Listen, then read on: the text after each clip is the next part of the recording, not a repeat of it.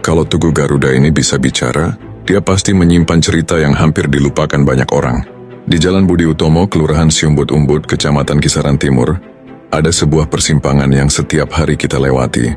Ramai, padat, dan jadi titik temu banyak kisah, tapi sedikit yang tahu bagaimana akhirnya tempat ini disebut Simpang Garuda. Kabarnya, semuanya bermula pada tahun 97, tahun yang oleh warga disebut sebagai Tahun Emas. Saat itu Kelurahan Siumbut-Umbut bersiap mengikuti perlombaan besar, Lomba Desa dan Kelurahan Terbaik, perlombaan paling prestisius bagi sebuah wilayah di zamannya. Di bawah kepemimpinan Lurah Nurain Sastranagara, Siumbut-Umbut meraih juara 1 Kabupaten Asahan, lalu melaju ke tingkat provinsi, dan kembali menyabet gelar juara 1 Kelurahan Percontohan Terbaik se-Sumatera Utara.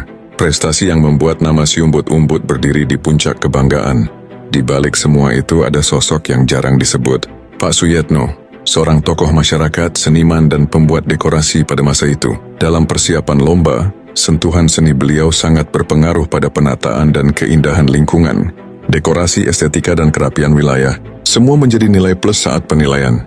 Dan sebagai bentuk tanda, sebagai kenangan atas masa kejayaan itulah, Pak Suyatno membangun Tugu Garuda dengan tangannya sendiri.